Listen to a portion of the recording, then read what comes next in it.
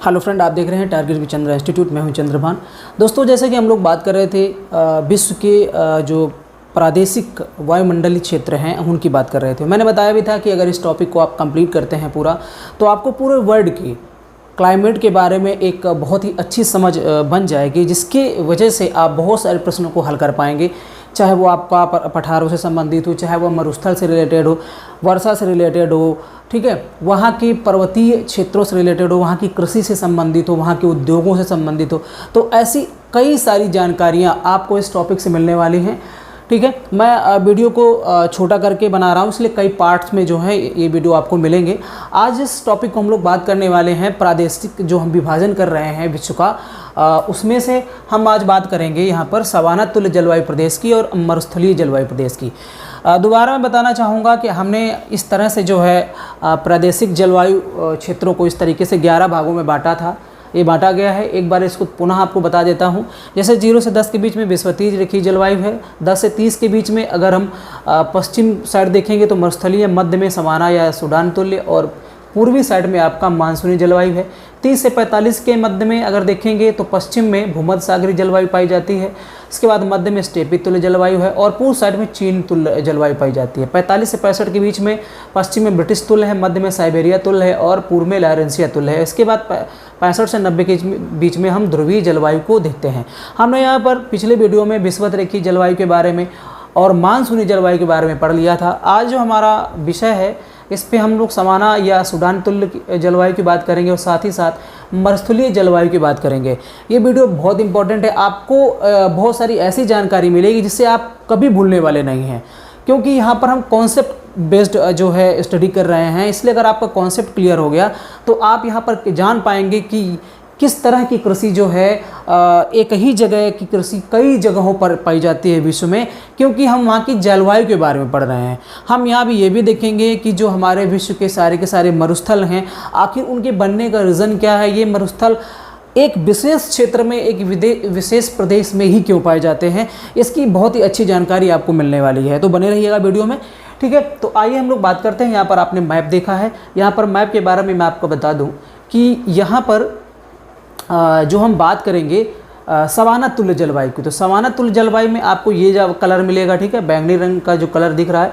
इसके बाद ये ब्लू कलर का कलर आपको दिख रहा है, ये मरुस्थलीय जलवायु प्रदेशों के बारे में है। ठीक है, तो अभी फ़िलहाल हम जब इसको पढ़ेंगे तो आपको बताते जाएंगे। जैसे अगर हम पहला टॉपिक पढ़ें, इसमें पहला जो है जलवायु प्रदेश पढ़ें, ठीक है, वैसे पहला नहीं है ये, यहाँ पर कौन सा है आपका तीसरा है। अब देखिए, मरुस्थल एवं मानसूनी जलवायु के बीच में ये जो सवाना तुल्य जलवायु प्रदेश है, ये कहाँ पर पाया जाता है? ये मरुस्थल व मानसूनी जलवायु के बीच में पाया जाता है। तो आप इस चार्ट को देखेंगे तो आपको यहाँ पर क्लियर हो जाएगा कि मानसूनी जलवायु अर्थात पूर्वी साइड में जो है मानसूनी जलवायु और पश्चिम में मरुस्थलीय जलवायु के बीच में जो जलवायु प्रदेश पाया जाता है उसे हम सवाना या सूडान तुल्य जलवायु प्रदेश कहते हैं। और हमेशा ये याद रखिएगा 10 से 30 के बीच में, ठीक है, क्योंकि डायरेक्ट क्वेश्चन ऐसे भी पूछा जा सकते हैं कि सवाना तुल्य जलवायु प्रदेश जो है कितने अक्षांशों के मध्य में है और किन जलवायु प्रदेशों के बीच में पाया जाता है। तो मानसूनी जलवायु और मरुस्थलीय जलवायु के बीच में और 10 से 30 के मध्य। ठीक है, यहाँ क्या होता है कि पूरे वर्ष उच्च तापमान बना रहता है। हालांकि हम अगर विषुवतीय रेखीय जलवायु की बात करें तो उससे अपेक्षाकृत कम तापमान रहता है, लेकिन फिर भी उच्च तापमान यहाँ पर पाया जाता है।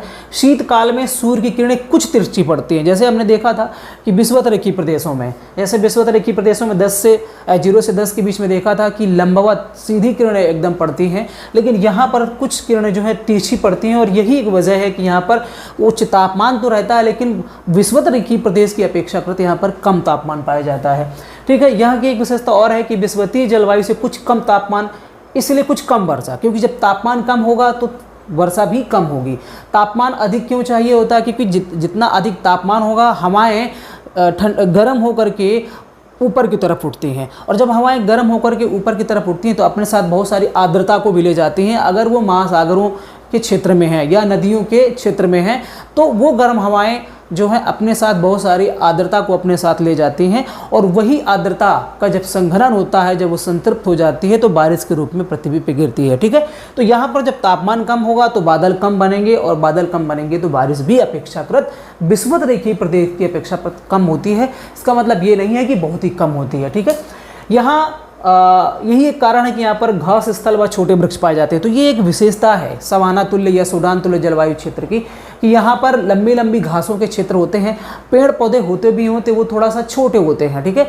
उनकी कैनोपी बहुत ज़्यादा ऊंची नहीं होती है, बहुत ज़्यादा वो जो है फैलाव नहीं लिए होते हैं, कुछ छोटे वृक्ष होते हैं। अब जैसे एग्जाम्पल के तौर पर देखें तो अफ्रीका का जो सवाना घास स्थल है, ठीक है, अफ्रीका का इसीलिए तो इसका नाम सवाना तुल्य जलवायु प्रदेश है। तो अफ्रीका का सवाना घास स्थल जो है वो इसी के अंतर्गत आएगा। इसके बाद दक्षिण ब्राज़ील है, दक्षिण ब्राज़ील की बात करेंगे, ठीक है, और इसके साथ साथ पराग्वे और वेनेजुएला। तो ये सब जो कहाँ पर है, ये आपका यहाँ अमेरिका में है, दक्षिण अमेरिका में। और इसके बाद जब हम कोलंबिया की बात करते हैं, गुयाना की बात करते हैं, उत्तरी ऑस्ट्रेलिया, जो ऑस्ट्रेलिया का उत्तरी भाग, अब यहाँ पर मैप पे देख लीजिए कि ये जो क्षेत्र है, जैसे अगर हम उत्तरी अमेरिका की बात देखें तो ये वाला जो क्षेत्र है, ठीक है, ये ऊपर वाला क्षेत्र यहाँ पर ब्राज़ील, यहाँ ये नीचे वाला देखिए ये वाला क्षेत्र भी आपका दक्षिण अमेरिका में विषुवत रेखा के जस्ट दक्षिण से लगा हुआ आएगा, ठीक है। इसके बाद अब इस तरफ देखते हैं, ये आपका अफ्रीका है। अफ्रीका में कहाँ कौन कौन से क्षेत्र हैं, जैसे सवाना घास स्थल, तो सवाना घास स्थल आपका ये वाला एरिया है, ठीक है। और उसके साथ साथ यहाँ पर आप गुयाना देखेंगे और सूडान देखेंगे, इसी वजह से इसका नाम सूडान तुल्य। तो सूडान में भी मुख्यतः इस तरह की जलवायु पाई जाती है, इसलिए इसको सूडान तुल्य जलवायु प्रदेश भी कहते हैं। साथ ही साथ हम यहाँ पर देखते हैं उत्तरी ऑस्ट्रेलिया, तो उत्तरी ऑस्ट्रेलिया में विषुवत रेखा के जस्ट ऊपर विषुवत रेखा से लगा हुआ जो क्षेत्र है वो भी आपका सवाना तुल्य है। अर्थात अगर हम बात करें सवाना घास की, तो जैसे सवाना घास के मैदान यहाँ पर, उसी तरह ऑस्ट्रेलिया में विषुवत रेखा के जस्ट ऊपर वाला जो अधिकतम क्षेत्र है वहाँ पर सवाना तुल्य या सवाना घास के मैदान। हालांकि अब ये सवाना घास के मैदानों को अलग अलग देशों में अलग अलग नामों से जाना जा सकता है, ठीक है, अलग अलग देशों में अलग अलग नामों से इसको हम जानते हैं। जैसे दक्षिण अमेरिका की बात करें तो भूमध्य रेखा के उत्तर में लानोस, ठीक है, और भूमध्य रेखा के दक्षिण में कंपोस। जैसे में दक्षिण अमेरिका है, यहाँ पर इस क्षेत्र को कहेंगे, क्या कहेंगे, भूमध्य रेखा के उत्तर में है तो इसको हम लानोस घास के मैदान कहेंगे। और यहाँ पर हम इसके भूमध्य रेखा के दक्षिण में अगर हम उत्तरी अमेरिका में देखें तो उसे हम कंपोस कहेंगे, ठीक है। तो लानोस और कंपोस ये कैसे घास के मैदान है, सवाना तुल्य। और सवाना किसका नाम है, अफ्रीका में जो घास के मैदान है वो सवाना है। तो हम ये कह सकते हैं कि ये जो उत्तरी अमेरिका में जो आपका लानोस और कंपोस हैं और अफ्रीका में जो आपका सवाना है, ये एक ही जलवायु प्रदेश में पाए जाते हैं, एक तरह की जलवायु प्रदेश में पाए जाते हैं। हालांकि अफ्रीका में सवाना बोलते हैं और उत्तरी अमेरिका में हम लानोस और कंपोस बोलते हैं। अब जैसे घास का मैदान आता है पंपास, आपके दिमाग में आ रहा होगा, अर्जेंटीना के क्षेत्र में पाया जाता है, तो वो पंपास जो है वो इस एरिया पे नहीं आएगा, अर्थात वो सवाना या सूडान तुल्य में नहीं आएगा।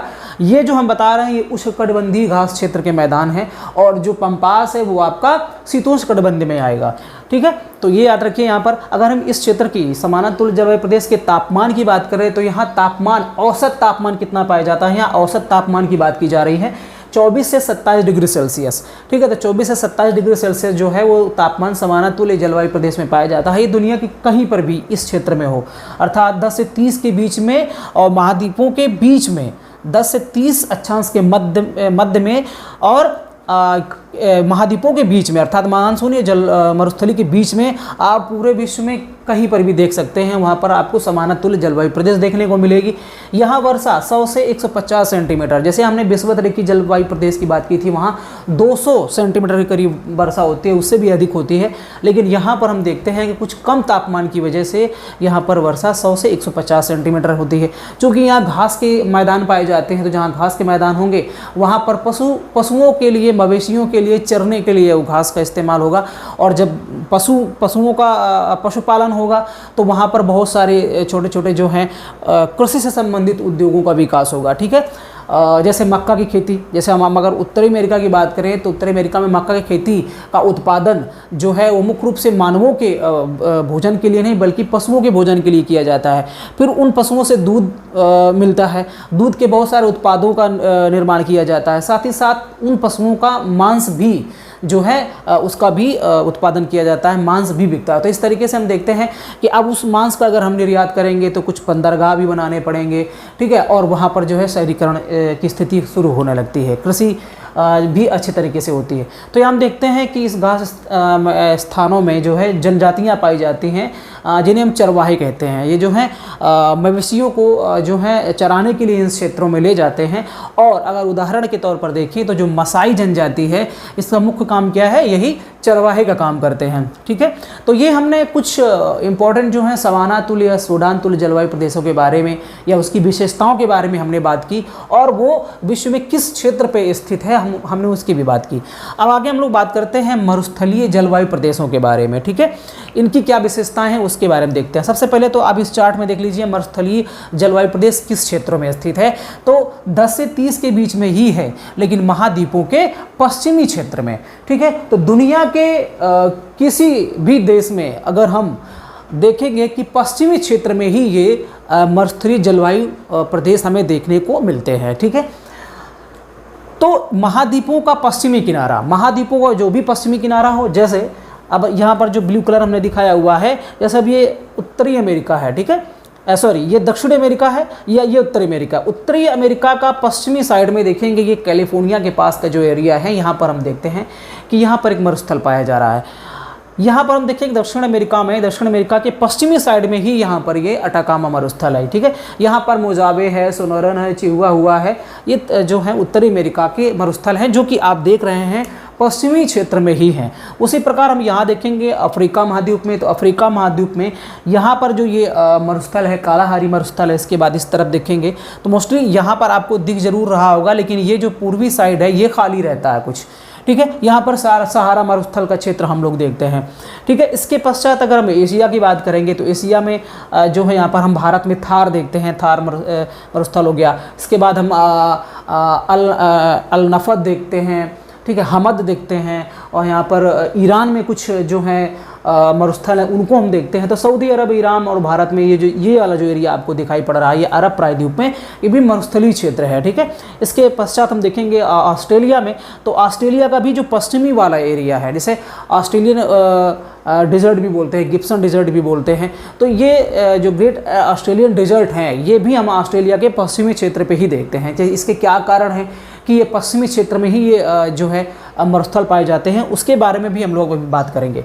यहाँ का औसत तापमान क्या होता है, 30 डिग्री सेल्सियस। अगर हम मरुस्थलीय जलवायु प्रदेशों की बात करेंगे तो यहाँ का औसत तापमान होता है 30 डिग्री सेल्सियस, और रेगिस्तान में तापांतर अधिक देखने को मिलता है, जैसे 14, न्यूनतम 14 और अधिकतम 25। ये औसत में देखेंगे तो ये डिफरेंस होता है। तापांतर का मतलब होता है सबसे कम तापमान और सबसे अधिक तापमान के बीच का अंतर हम ज़्यादा देखने को पाते हैं। उसका रीज़न ये होता है कि दिन में जब सूर्य की किरणें पड़ती हैं तो चूँकि वो कैसा क्षेत्र होता है, बालू होता है ज़्यादातर। ठीक है, रेगिस्तान क्या देखने को मिलता है, बालू। हालांकि जो ठंडे रेगिस्तान होते हैं उन वहाँ पर स्थिति कुछ अलग होती है, उनकी भी हम लोग बात करेंगे। हम यहाँ पर ठंडे रेगिस्तानों की बात नहीं कर रहे हैं। ठीक है, तो यहाँ पर बालू जो होती है वो जैसे ही उस पर सूर्य की किरणें पड़ती हैं तो बहुत ही तेज़ी से गर्म होता है। तो दिन में बहुत अधिक तेज जो है रेगिस्तानी क्षेत्र गर्म होते हैं, और वैसे ही जैसे रात आती है, रात में क्या होता है कि ये पार्थिव जो विकिरण है बहुत तेज़ी से होता है उस सतह का, और वो सतह जो है बहुत ही जल्दी ठंडी भी हो जाती है। तो जो इस तरीके के मरुस्थल होते हैं वहाँ पर दिन में बहुत अधिक तापमान और रात में बहुत कम तापमान देखने को मिलता है। अर्थात हम कह सकते हैं कि यहाँ पर तापांतर अधिक होता है, रात में तापमान कम और दिन में बहुत अधिक होता है। ऐसा हम देखने को पाते हैं इन मरुस्थलीय क्षेत्रों में। इसके साथ साथ यहाँ सूर्यताप तीव्र होता है, जैसे हमने पहले ही बताया कि सूर्यताप अधिक मात्रा में मिलता है। सर्दियों में यहाँ पर पाला भी पड़ता है। सर्दियों में पाला पड़ने का रीज़न क्या है, जैसे हमने बताया कि रात में जो है रातें ठंडी हो जाती हैं, अर्थात पार्थिव विकिरण पूरा निकल जाता है, क्योंकि खुला आसमान देखने को मिलता है, बादल नहीं होते हैं। बादल ना होने की वजह से पार्थिव विकिरण अच्छे से हो पाता है, जिसकी वजह से सारा जो तापमान है वो ऊपर चला जाता है और सतह जो है वो ठंडी हो जाती है। अब सर्दियों में क्या होता है, रातें हो जाती हैं लंबी अर्थात बड़ी, और दिन जो होते हैं छोटे होने लगते हैं। तो जब पार्थिव विकिरण ज़्यादा समय तक होगा, रातें लंबी हो बड़ी हो जाएंगी, तो ऐसी स्थिति में यहाँ पर पाला भी यहाँ पर हमें देखने को मिलता है। ठीक है, और इसके साथ साथ यहाँ पर देखिए वनस्पतियाँ, तो वनस्पतियाँ कैसी होती हैं, कटीली झाड़ियाँ होती हैं, कटीले पेड़ पौधे ही पाए जाते हैं। उसका रीज़न ये होता है चूँकि यहाँ पर बारिश नहीं होती है, नगण्य ना के बराबर होती है, थोड़ा बहुत कभी हो गई तो हो गई। तो पेड़ पौधे जो हैं वो क्या करते हैं कि वाष्पोत्सर्जन को रोकने के लिए जो पानी है वो वाष्पोत्सर्जन के माध्यम से उसका वाष्पीकरण ना होने पाए, तो वो अपने पत्तियों को मांसल कर देते हैं, कठोर कर लेते हैं या कांटेनुमा कर लेते हैं। तो उस अपने पत्तियों के क्षेत्रफल को कम कर लेते हैं, जिसकी वजह से वो कांटे जैसे संरचना में परिवर्तित हो जाते हैं। अर्थात हम ये कह सकते हैं कि वाष्पोत्सर्जन ना हो, पानी को बचाने के लिए ऐसा ये पेड़ पौधे करते हैं, जिसकी वजह से हम यहाँ पर जो देखते हैं कैसी कटीली झाड़ियाँ या पेड़ पौधे हमें देखने को मिलते हैं। ठीक है, अगर वर्षा की बात करें तो यहाँ वर्षा बहुत ही कम होती है, 25 सेंटीमीटर। ये एक विशेषता है मरुस्थलीय क्षेत्र की कि जहाँ पर 25 सेंटीमीटर से भी कम बारिश हो वो क्षेत्र कैसा होगा, मरुस्थलीय क्षेत्र होगा। अब हम बात करते हैं कि आखिरकार, अब देखिए यहाँ पर स्थानों की बात कर लेते हैं। जैसे सहारा हो गया, सहारा मरुस्थल आप देखने को ये पा रहे हैं, ठीक है, सहारा। इसके बाद यहाँ पर कालाहारी मरुस्थल हो गया, ऑस्ट्रेलिया ग्रेट ऑस्ट्रेलियन डेजर्ट हो गया, थार मरुस्थल हो गया, मोजावे सोनारन हो गया, उत्तरी अमेरिका में, दक्षिण अमेरिका में अटाकामा हो गया, ठीक है। दक्षिण अमेरिका में कहाँ पर, ये अटाकामा। हालांकि दक्षिण अमेरिका में एक और मरुस्थल है पेंटागोनिया, ठीक है। और यहाँ पर एशिया में हम गोबी भी देखते हैं, ठीक है। ये कैसे मरुस्थल है, लद्दाख, भारत में लद्दाख देखते हैं, अंटार्कटिका, ये ठंडे मरुस्थल हैं जिनकी हम यहाँ पर बात नहीं कर रहे हैं, क्योंकि ये और उच्च अक्षांशों में पाए जाते हैं। इस वजह से यहाँ उनको यहाँ पर नहीं पढ़ रहे हैं हम। यहाँ पर गर्म जो है उष्ण कटिबंधीय क्षेत्र के जो मरुस्थल हैं उनकी हम बात कर रहे हैं, उस एरिया की बात कर रहे हैं, ठीक है। तो अब यहाँ पर हम ये देखते हैं कि आखिरकार ये क्या रीज़न है कि ये मरुस्थल जो है पश्चिमी क्षेत्र में ही पाए जाते हैं, और मरुस्थलों के बनने का रीज़न क्या है, ये सारी की सारी बात करेंगे। तो एक तो वर्षा आप देख रहे हैं बहुत ही कम होती है, ठीक है, वर्षा कम होना ये भी एक रीज़न है। साथ ही साथ वृष्टि छाया प्रदेश में स्थित क्षेत्र होते हैं। अब वृष्टि छाया क्षेत्र के प्रदेश क्या होते हैं, वृष्टि छाया क्षेत्र में स्थित प्रदेश क्या होते हैं, जहाँ पर जो बारिश के क्षेत्र में ना आए, वहाँ पर बारिश पहुँच नहीं पाती। रीज़न जैसे अगर हम यहाँ पर देखें, अगर हम यहाँ एशिया की बात करें तो जो ये वाला एरिया है, ठीक है, अरब प्रायद्वीप वाला एरिया है, या आपका ईरान वाला जो क्षेत्र है, या आपका ये थार वाला क्षेत्र है, तो ये वाला जो क्षेत्र है अगर यहाँ पे देखेंगे तो ऐसे आपका हिमालय श्रृंखला है, ठीक है।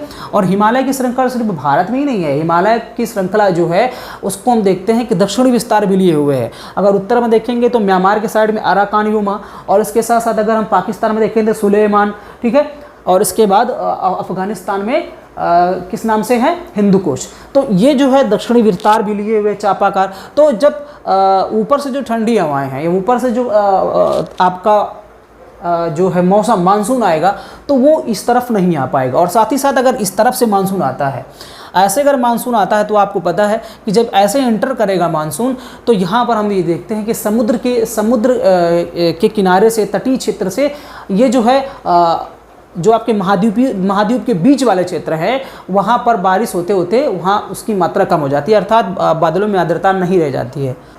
तो ये भी एक रीज़न है कि यहाँ पर हम देखने को पाते हैं कि पर्वतों के वजह से, पहाड़ियों की वजह से मानसून जो है उन पर्वतों को पार करके वहाँ पर बारिश नहीं कर पाता है। जैसा ये वाला एरिया जो हम देखेंगे तो ये आपका अंतरः पर्वतीय क्षेत्र है, अर्थात इस तरफ भी पर्वत, इस तरफ भी पर्वत, बीच का क्षेत्र जो है, और दोनों तरफ से यहाँ पर जो है बादल नहीं पहुँच पाते हैं, और बारिश उसके उलट दूसरे क्षेत्र में ही कर देते हैं, जिसकी वजह से ये क्षेत्र शुष्क रह जाता है, खाली रह जाता है। ऐसा ही हम ऑस्ट्रेलियन डेजर्ट की बात करेंगे तो यहाँ पर अगर मानसून ऐसे आएगा तो ऑस्ट्रेलिया का जो पूर्वी क्षेत्र है, ठीक है, ये जो आपका सिडनी ब्रिस्बेन वाला जो क्षेत्र है, क्वींसलैंड वाला जो एरिया है, अधिकतम बारिश यहीं पर होती है। और ऑस्ट्रेलिया में जो है बहुत ही कम जनसंख्या है। और इसके साथ ही साथ अगर कृषि के बारे में बात करें कि कृषि में उत्पादन सबसे अधिक किस क्षेत्र में होता है, तो ऑस्ट्रेलिया के पूर्वी क्षेत्र में ही होता है, क्योंकि बारिश भी इधर ही होती है, ठीक है। और यहाँ पर हम ये देखने को पाते भी हैं कि यहाँ की पर्वतीय श्रृंखला भी है, उच्च भूमि भी है, जिसकी वजह से बारिश जो आएगी वो पूर्वी क्षेत्र में ही कर करके इस तरफ एंटर नहीं कर पाती है।